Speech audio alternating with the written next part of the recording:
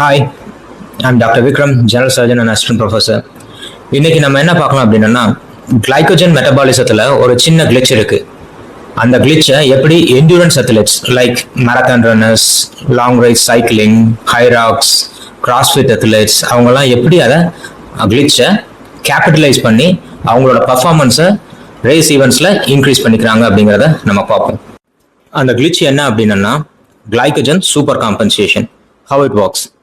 இப்போ ரேஸ் ஈவெண்ட்க்கு முன்னாடி அவங்க வெரி இன்டென்ஸாக ட்ரெயின் பண்ணுவாங்க.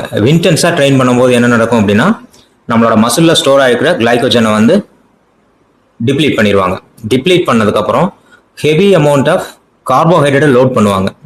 டயட்டில் கார்போஹைட்ரேட் அதிகமாக எடுக்கும்போது என்ன ஆகும் அப்படின்னம்னா, மசில் வந்து அந்த கார்போஹைட்ரேட்டை கிளைக்கோஜனாக உள்ளே எடுத்துக்கும் போது நார்மலாக எவ்வளோ கிளைக்கோஜன் ஸ்டோரேஜ் பண்ண முடியுமோ அதை விட கொஞ்சம் அதிகமாக ஸ்டோர் பண்ணி வச்சுக்கும்.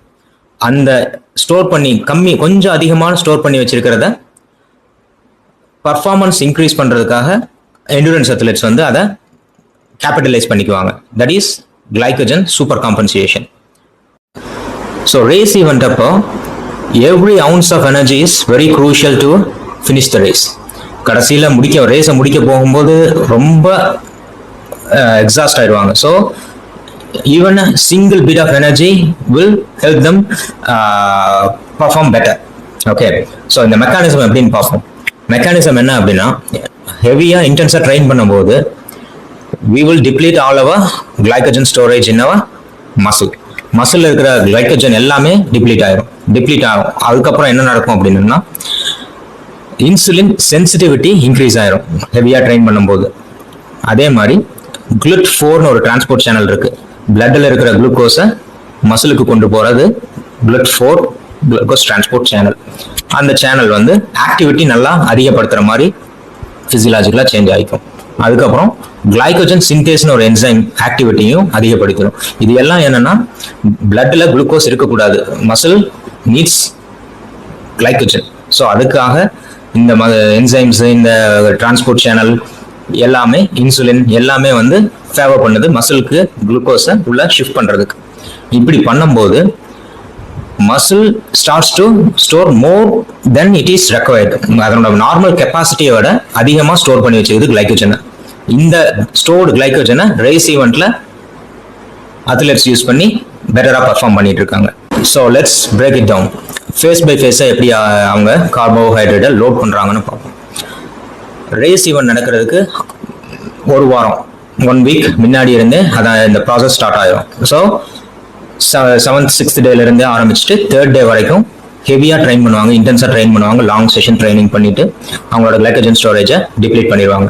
டிப்ளீட் பண்ணிட்டு கார்போஹைட்ரேட் எப்படி எடுத்துக்குவாங்கன்னா, இந்த டைம்ல ஃபர்ஸ்ட் ஃபேஸ்ல எப்படி எடுத்துக்குவாங்கன்னா, ஒரு 6th டே to 3rd டே எப்படி எடுத்துக்குவாங்க அப்படின்னா, ஒரு 3 to 5 grams per body weight அது அப்படி எடுத்துப்பாங்க. அதுவே புரோட்டீன் வந்து எப்பவும் போல 1 gram per kg அந்த மாதிரி எடுத்துப்பாங்க. அதே மாதிரி ஃபேட் வந்து மாடரேட் அமௌண்ட் ஆஃப் ஃபேட். அப்போ தான் வந்து சாட்டிட்டி வந்து கொஞ்சம் நல்லா இருக்கும். மீன்ஸ் இந்த பசிக்கிறது வந்து கொஞ்சம் டைம் எடுத்து பசிக்கும். So this is phase 1. phase 2ல என்ன பண்ணுவாங்க அப்படின்னா, அவங்களோட ட்ரைனிங்கை கிராஜுவலாக கம்மி பண்ணிக்குவாங்க. ஒரு மாடரேட் ட்ரைனிங் பண்ணிட்டு லாங் செஷன்லாம் வந்து ஷார்ட் செஷனாக பண்ணிட்டு they will start to recover. அப்படி ரெக்கவர் பண்ணும்போது டயட் எப்படி எடுத்துக்குவாங்க அப்படின்னா, they will bit increase. they will கார்போஹைட்ரேட்டோட லோடை வந்து கொஞ்சம் இன்க்ரீஸ் பண்ணிக்குவாங்க. எப்படி அப்படின்னா, ஒரு 5 to 7 grams per body weight அப்படி எடுத்துக்குவாங்க. அண்ட் தென் ப்ரோட்டீன் எப்போவுமே நார்மலாக இருக்க மாதிரி 1 gram per kg. And then fat also a moderate amount. ஃபேட்டை இன்னும் கொஞ்சம் கம்மி பண்ணிக்கிட்டா கூட இட் இஸ் பெட்டர். phase 3ல that is a day before the event. அப்போ என்ன பண்ணுவாங்க அப்படின்னா, techniques, mobility and then fatigability இல்லாமல் எப்படி ட்ரெயின் பண்ணணுமோ அந்த அளவுக்கு ட்ரைனிங்கை நல்லா கம்மி பண்ணிக்குவாங்க. கம்மி பண்ணிட்டு கார்போஹைட்ரேட்டை லோட் பண்ண ஆரம்பிச்சிருவாங்க இந்த ஃபேஸில். That is a day before the race. எவ்வளோ லோட் பண்ணுவாங்க அப்படின்னா, 7 grams to 10 grams, may can go up to 12 to 15 grams of carbohydrate per kg body weight. ப்ரோட்டீனையும் கம்மி பண்ணிட்டு ஃபேட்டையும் இன்னும் ரொம்ப கம்மி பண்ணிக்குவாங்க இந்த ஃபேஸில். ஏன்னா ஃபேட் அதிகமாக சாப்பிடும்போது டைஜஷன் வந்து it will take longer time to digest fat than the carbohydrate. So carbohydrate அதிகமாக எடுத்துட்டு ஃபேட்டை கம்மி பண்ணிடுவாங்க. கம்மி பண்ணிட்டு ஃபைபரும் இந்த இதில் கம்மி பண்ணிடணும். பிகாஸ் ஃபைபர் சாப்பிட்டோம் அப்படின்னோம்னா they will feel bloated. அதனால ஃபேஸ் 3ல இன்னொரு இம்பார்ட்டன்ட் திங் என்னன்னு அப்படின்னா எலக்ட்ரோலைட்ஸும் ஃப்ளூயிட்ஸும் அடிக்குவேட்டாக எடுத்துக்கணும். ஏன்னா இப்போ ஒரு கிராம் ஆஃப் கார்போஹைட்ரேட் மசில்குள்ள போகுது அப்படின்னா it will take 3 to 4 grams of water inside the muscle. So the athletes will gain considerable amount of weight also. இது வந்து எங்க சிக்கல் ஆகும் அப்படின்னா இந்த fighting, that is boxing, kick boxing, judo tournament, அந்த டோர்னமெண்ட்டு, ரெஸ்லிங் டோர்னமெண்ட், அந்த டோர்னமெண்ட்லாம் அவங்க வெயிட்டை மெஷர் பண்ணி தான் ஈவெண்ட்குள்ளே விடுவாங்க. அது எப்போவுமே வெயிட்டை மெஷர் பண்ணுறது வந்து 2 days பேக் அல்லது 1 week பேக்லாம் எடுக்க மாட்டாங்க. They will measure the weight on the day of the event. So it will be very difficult for them to use this glycogen compensation when the athlete is in endurance sport, that is boxing or any other combat athletes எல்லாம் இந்த மாதிரி use பண்றதுக்கு கொஞ்சம் சிரமப்படுவாங்க இந்த glycogen super compensation. So on the 4th phase என்ன வரும் அப்படின்னம்னா the race event 3 to 4 hours முன்னாடி you can take 1 gram to 3 grams of carbohydrate per kg per body weight எடுத்துட்டு விட்டுலாம், அவ்வளோதான். ஸோ ஃபைபரையும் கம்மி பண்ணிட்டு ஃபேட்டையும் கம்மி பண்ணி டயட் எடுத்துட்டு we can go for the race. Race போகும்போது என்னன்னா இந்த ரேஸ் வந்து ரெண்டாக பிரிச்சுக்குவாங்க. 90 மினிட்ஸ்க்கு கம்மியாக இருக்கா ரேஸு, 90 மினிட்ஸ்க்கு அதிகமாக இருக்கா ரேஸுன்ட்டு. 90 மினிட்ஸ்க்கு கம்மியாக இருந்துச்சு அப்படின்னா they don't need any further top up எதுவும் தேவைப்படாது. அப்படி 90 மினிட்ஸ்க்கு மேலே இருந்துச்சு அப்படின்னா every hour they have to load 1 to 3 grams of carbohydrate per kg per body weight.